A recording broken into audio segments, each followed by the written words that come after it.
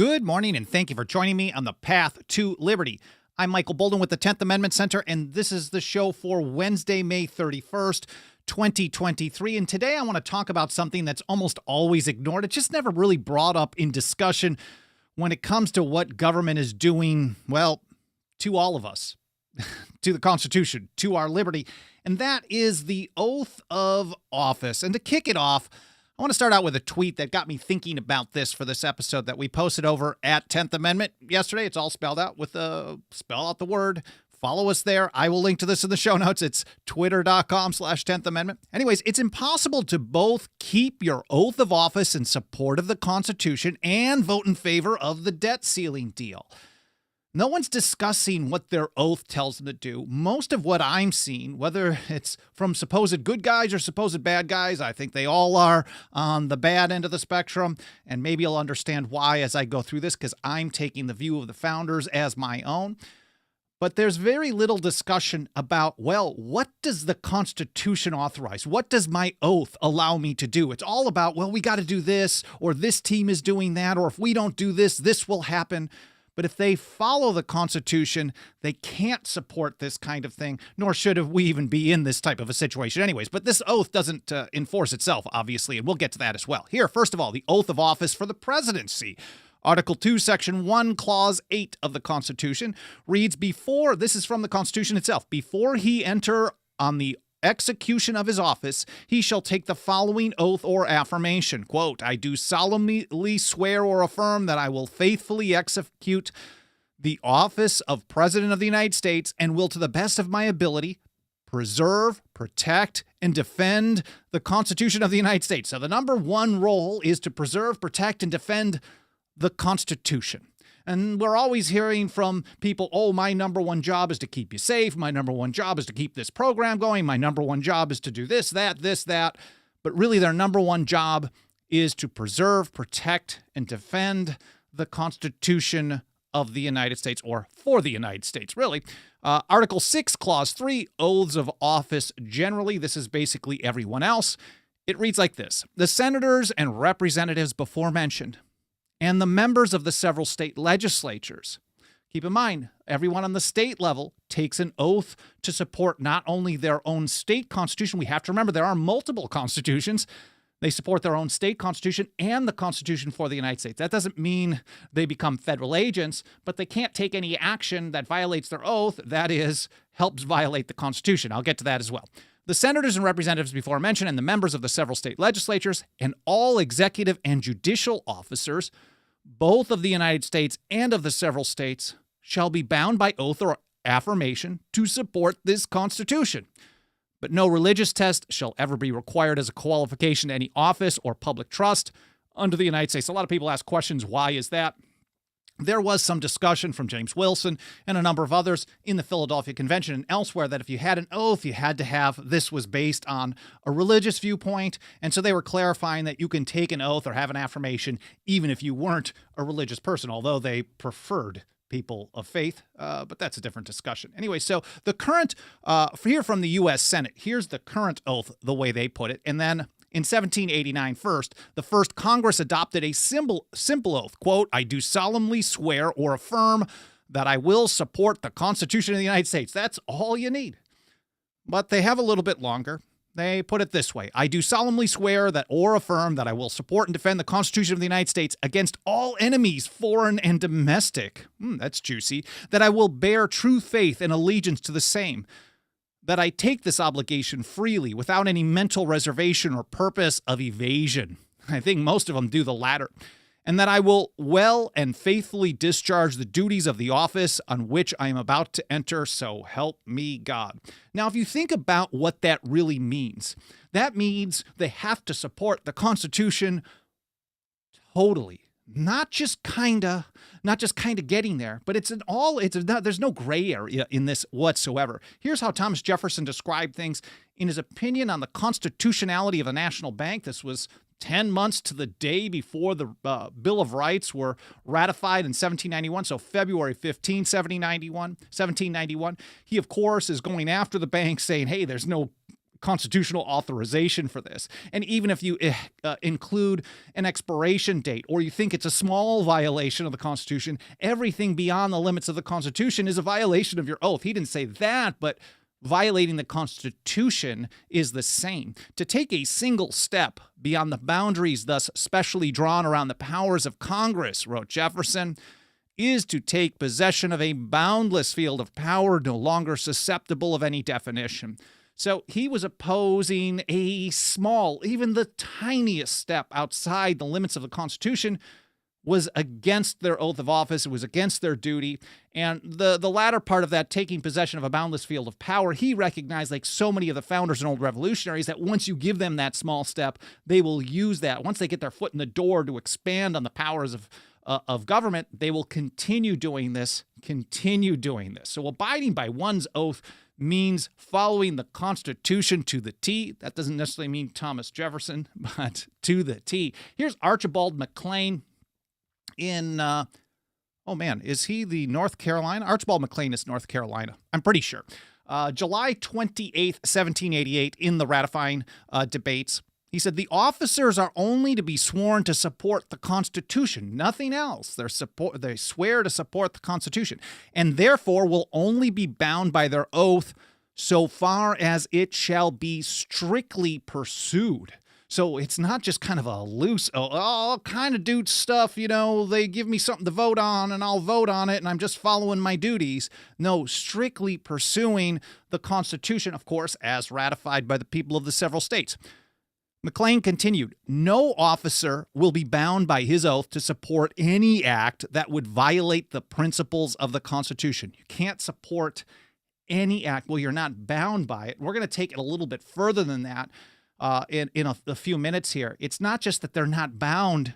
If you're taking an oath to support it, when you see something that's a violation of the Constitution, it's not just that you don't help it out. It's your duty to try to stop that. I'll go to Jefferson, St. George Tucker, and a few others on this in just a couple of minutes. Here's Edmund Randolph with the same type of view. This is in the Virginia Ratifying Convention, June 10th, 1788. So I'm pretty sure McLean was North Carolina. I apologize for getting that off. It's morning still. At least for me. The senators and representatives, members of the state legislatures, and executive and judicial officers are bound by oath or affirmation to support this Constitution. This only binds them to support it in the exercise of the powers constitutionally given to it. So this is basically Supremacy Clause 101.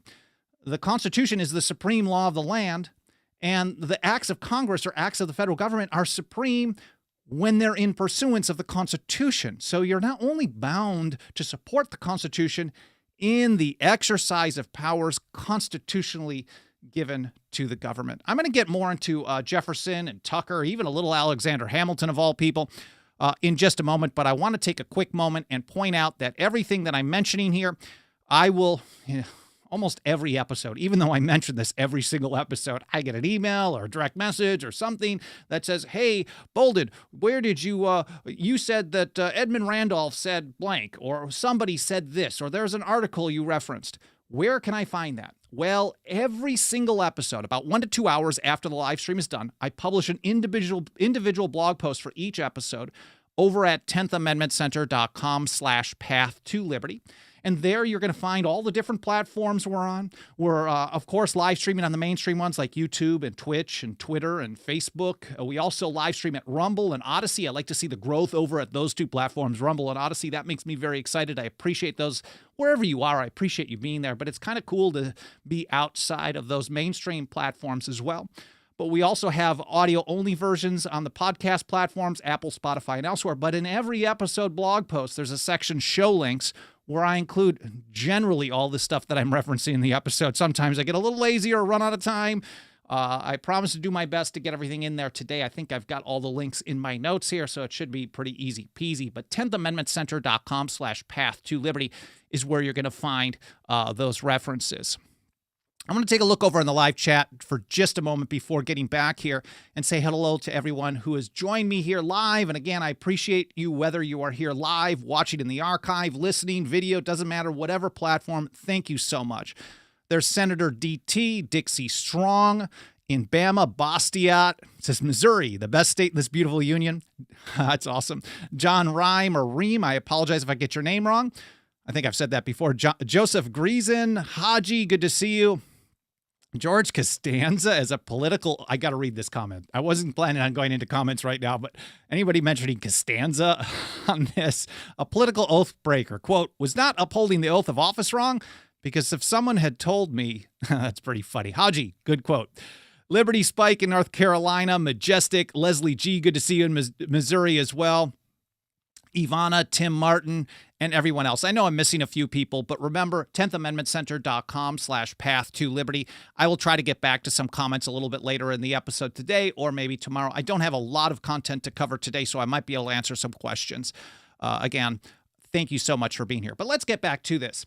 So we're talking about the oath of office only binding them to support those things that are done in pursuance of the Constitution. And if we're going to be Jeffersonian, if we're going to be like Archibald McLean, Edmund Randolph, James Madison, whatever, the founding generation recognized that the federal government had powers that, as James Madison put it, that are few and defined. Those reserved to the states, and the people are numerous and indefinite. Few and defined does not equate largest government in history.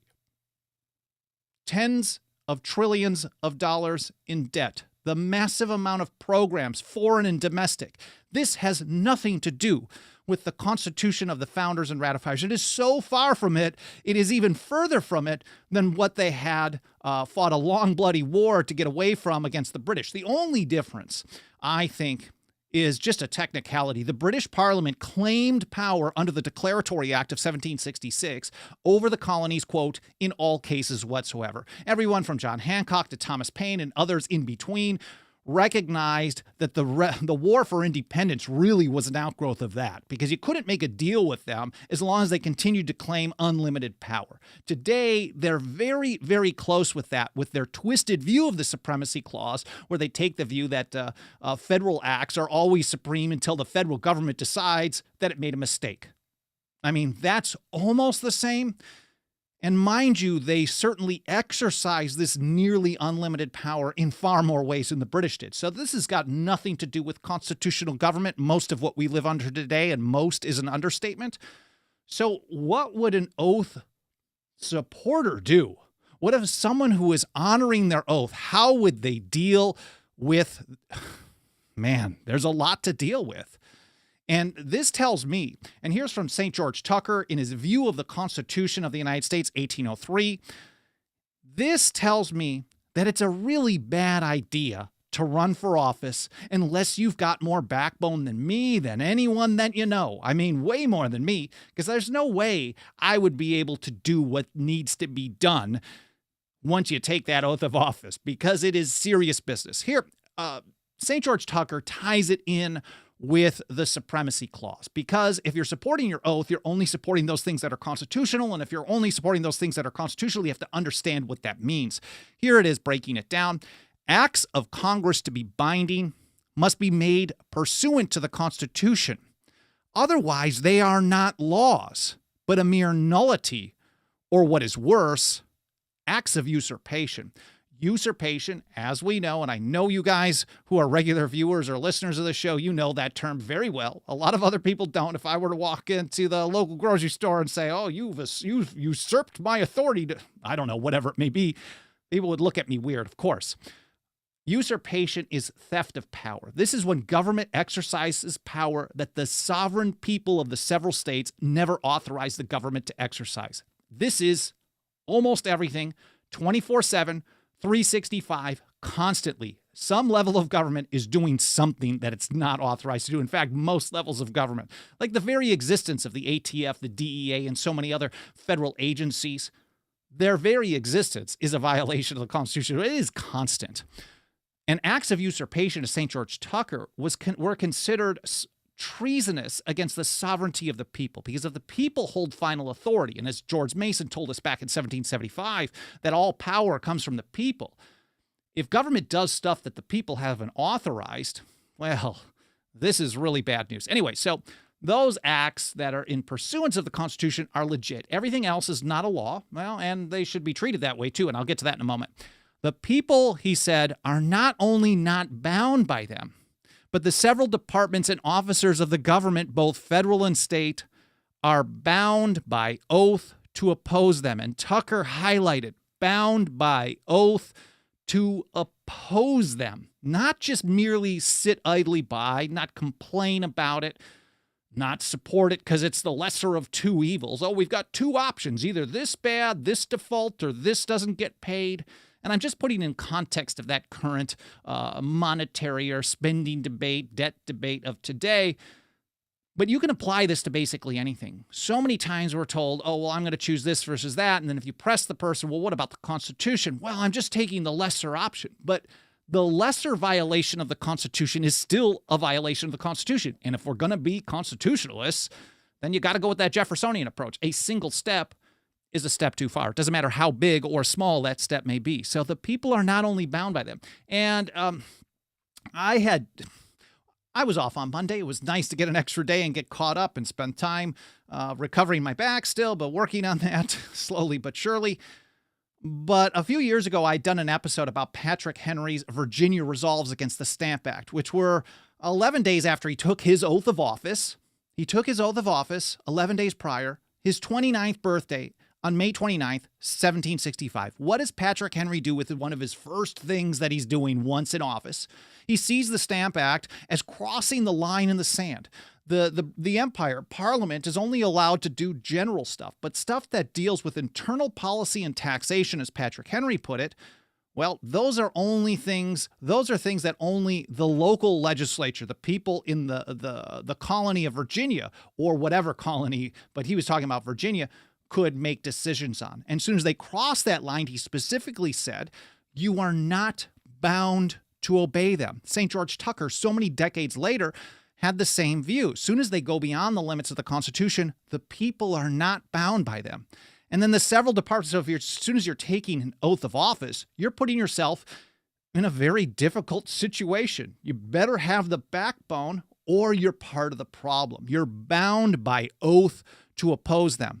For, and here's how Tucker put it, for being bound by oath to support the Constitution, they must violate that oath whenever they give their sanction by obedience or otherwise to any unconstitutional act of any department of the government.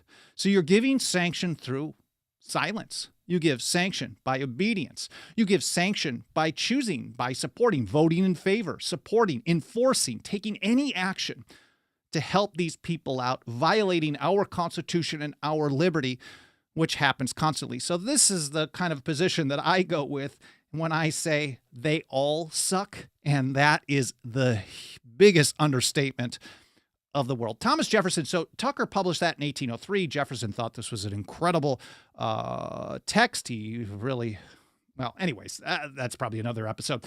So the following year, Jefferson describes to Abigail Adams that he basically put this into practice. Now, he didn't cite Tucker here, but of course, he and Abigail, who had a long correspondence, and along with her husband, John, they were frenemies at the end, but they had certain serious problems in the late 1700s because Adams signed the hated and unconstitutional Alien and Sedition Acts of 1798. And Jefferson opposed them, and he's explaining to Abigail what went down, why he had to do this.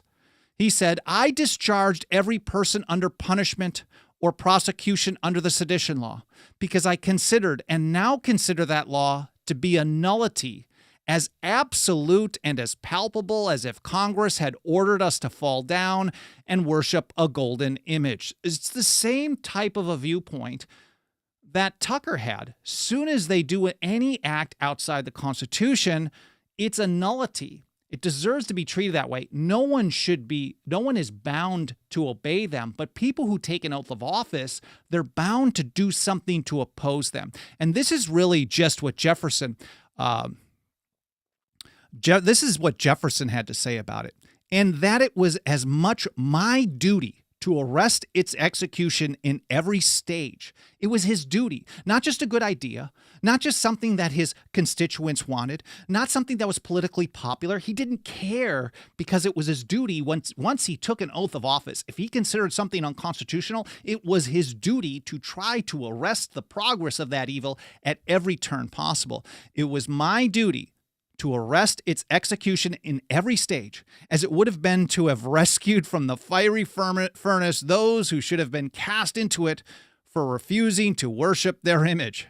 It was accordingly done in every instance, without asking what the offenders had done or against whom they offended, but whether the pains they were suffering were inflicted under the pretended sedition law. So, what you would hear today is, okay, sure, the war on drugs is unconstitutional, but what are you going to do? Let criminals go free? And that's the same type of a situation that Jefferson was in.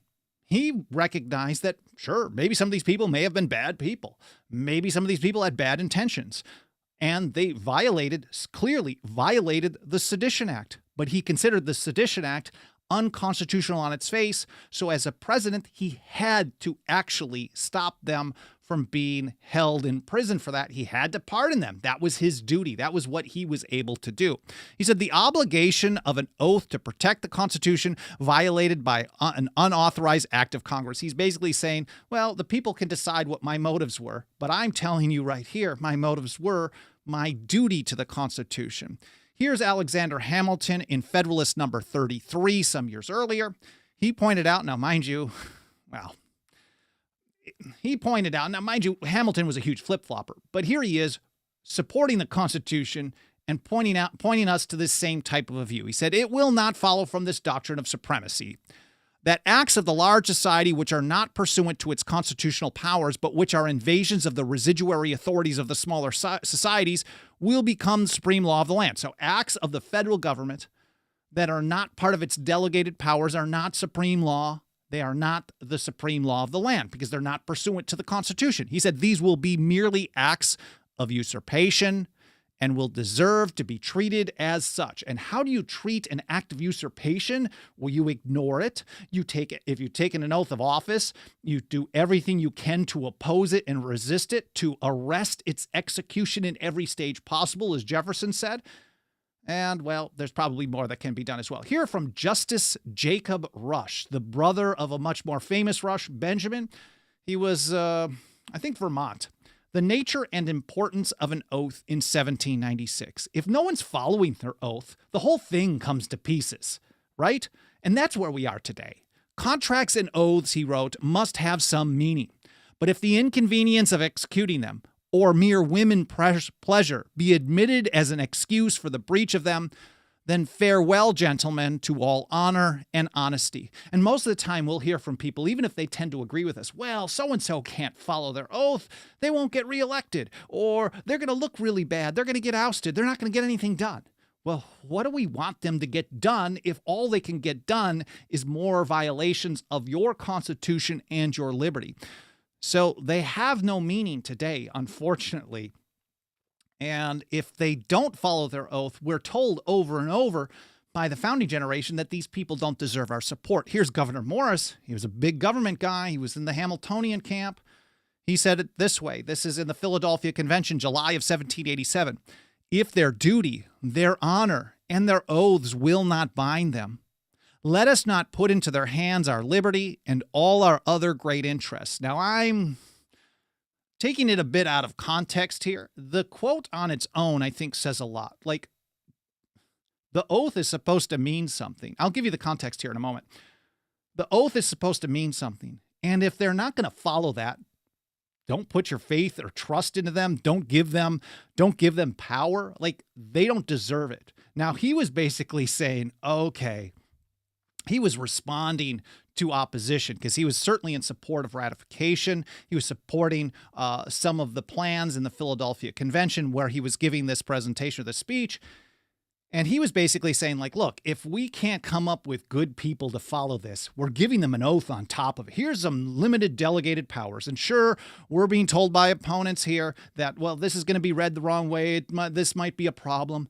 but we're spelling out how it's supposed to be. And if we're giving them an oath, and if on top of that, all this, we can't get good people to do the right thing and follow the rules, well, let's have no government at all. That's what he was saying. That's what he followed it. If their duty, their honor, and their oaths will not bind them, let's not put into their hands our liberty and all our other great interests.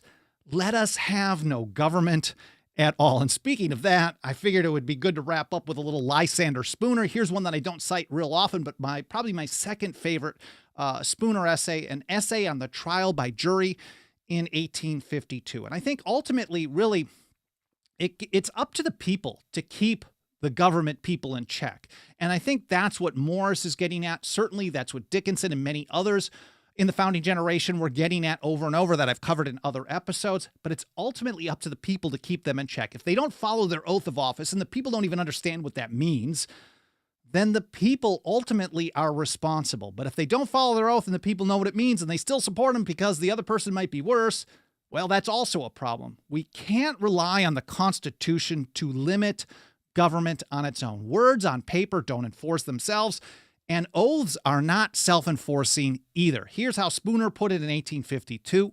When did oaths ever restrain a government that was otherwise unrestrained? And here we are under an almost completely unrestrained government, almost totally. Even though there's some political battles here and there, ultimately, when you're talking largest in history, that means it's the most unrestrained in history.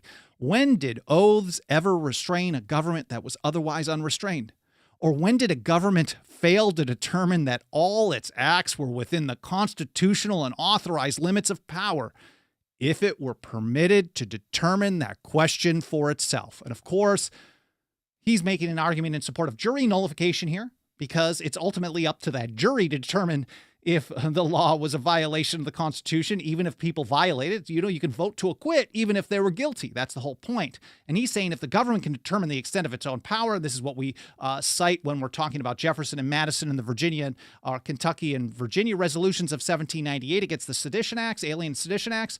If government can determine the extent of its own power, that power is always going to grow and grow and grow. And of course, as Spooner is saying here, even if you say, well, they took an oath to follow it, they're not doing it because it will not enforce itself. And this is the kind of information that I think it's essential to get out to more and more people every single day. Nothing helps us get that job done more than the financial faith and support of our members. Let's see if I can pull it up here on the screen.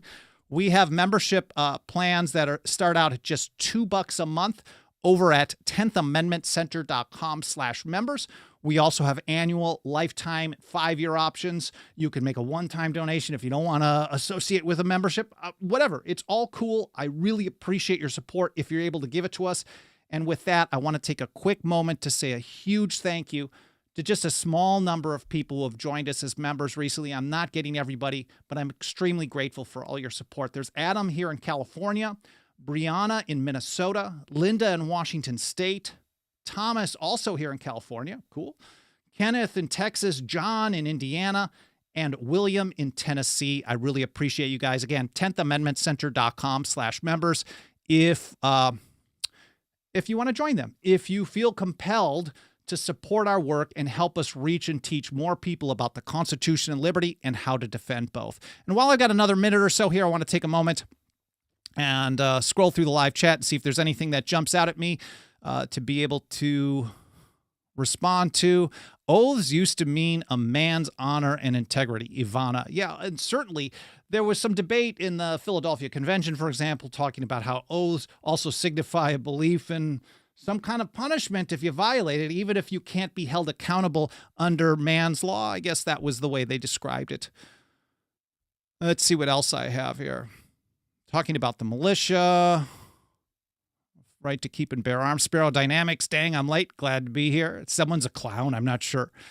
Anyways, I'm not seeing anything that really jumps out. An oath is not a religious concept. I think they considered oath to be that way, at least at the time. There are some definitions of that. There's also an affirmation. I think that's why they use affirmation, and maybe that was the understanding then. To me, it doesn't actually signify one or the other. I think it is just a solemn promise based on your own morals and beliefs of what you're going to do. And, well, of course, we can't trust liars to tell the truth. So liars will gladly say whatever they want to say. and they will tell the people what they want to hear in order to do whatever they want to do. So I don't trust them to do that, and I think Lysander Spooner had some great insight on that. So ultimately, it's going to be up to the people to keep the government in check, whether the government wants to be kept in check or not. I really appreciate you guys being here. I hope you found this interesting. I hope it was educational. I hope it was thought-provoking, and I hope to see you next time here on the Path to Liberty.